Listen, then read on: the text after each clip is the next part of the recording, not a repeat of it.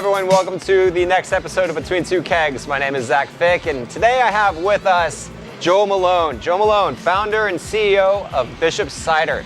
Welcome, Joel. Thank you for being here. Yeah, thanks for having me. It's good to have you here. It's something special today with us because, as you might notice, I'm not between two kegs today. I'm between two wine barrels. Cider is not considered a beer. Cider is in fact considered a craft like craft beer, but it has a different element. And we're going to go into that today and talk about why cider is booming in this industry and why cider is next to craft beer in the aisles. If you're out in the market and you see your favorite craft beer next to it, you might even see your cider right next to it, because they are considered in the same family of alcohol, but in fact they are complete opposite and considered the family of how it's made. Beer is made with grain, malt, hops, and yeast. Cider starts with just the apple.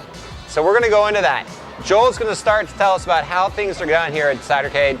In fact, I am at Cidercade. It's a bit loud out here today.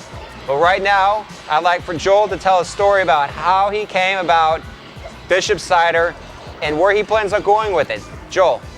Sure. So it was about, almost a decade ago now that I was home brewing beer, and my wife, Laura, drank nothing but cider. And naturally, in the process of making beer, it's a pretty labor-intensive process. I asked her for help, and she refused because she does not like beer at all. So for her, we decided, hey, let's give cider a shot and make cider at home. I didn't think I even cared for cider at the time because most of the ciders on the market were overly sweet. They were solely apple and using a lot of ingredients that I didn't really want to consume, but for her sake, we decided to give it a shot. And I learned very quickly that cider did not have to be anything like what we were finding in the stores. Cider can be completely bone dry like champagne. It can be sweet or semi-sweet and also semi-dry. And we were adding other flavors and ingredients and herbs and botanicals to it. So the cider that we were making was super diverse on the spectrum. And the stuff in the stores was so limited, and it was the worst of what I thought cider could be. So for that reason, we decided to give it a shot. So we quickly actually emptied our pantry out.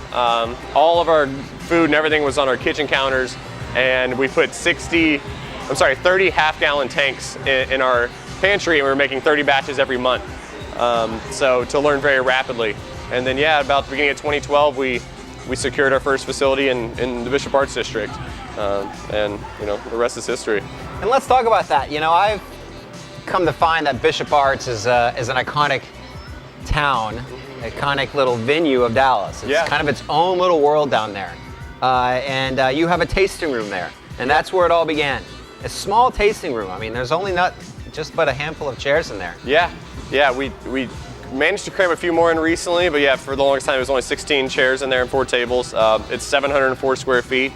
But we did all of our production there from the time we opened for about a year and a half before we got our second facility. It was very, very limited, for sure.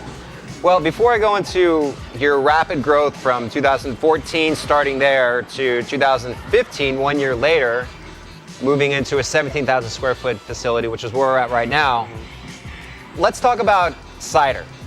Cider is something special, what I think. It's special in its unique way because, for starters, it's gluten-free. Mm-hmm. Over the last 10 years, there's been a huge movement on gluten-free. People that are gluten intolerant, celiac disease, they're finding it's better healthy for them. Yeah. They're able to lose weight. They're feeling better about themselves. Sure. And if we can contribute that into an alcoholic beverage, all the better. And on top of that, it's vegan as well. So all of ours are vegan. A lot of ciders out there aren't. Some of them add honey, or they might use fining agents that have some animal byproducts in it, but all of our stuff we make sure it's all gluten-free and vegan-friendly. It's a beverage that I feel like it's more of a universal beverage, and it crosses the gender gap, unlike beer that's heavily consumed by men, more so than women. Cider is actually one that's 50-50 men and women, if you look at the demographics of who's actually drinking it.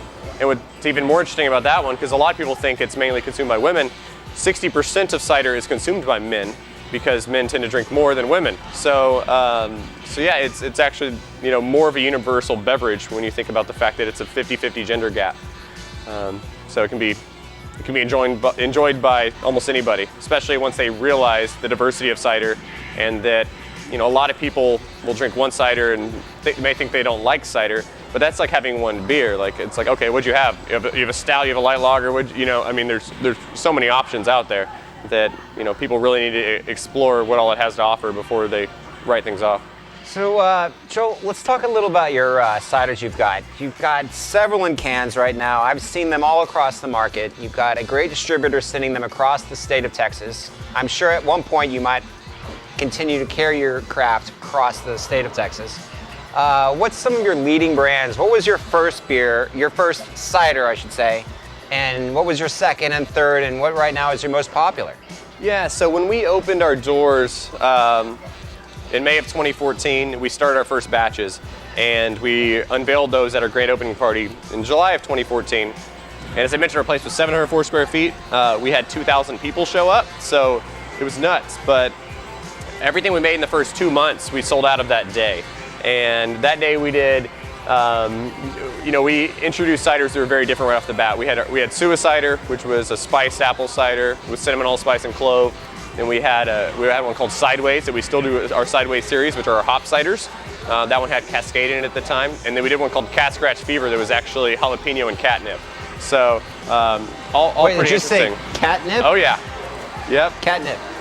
You've heard it here first, catnip. It's an herb. You can go buy it at Central Market, Whole Foods and stuff. A lot of people make tea. It's great. My cat, well, God rest his soul, but loved catnip and would roll around in it and run around town. And of course, it's it's an herb for well, we'll go into that in another discussion, but it's a great herb. A lot of people use it like it's usually in the category of like their sleepy time teas. Like one of those people drink, it has the calming effect to help them sleep. So a slightly different effect than what it does to cats, but yeah, so that's what we started with, and we kept releasing different ciders. And not longer after that, we unveiled Crackberry, which was a cranberry blackberry cider, which has become our flagship brand since then.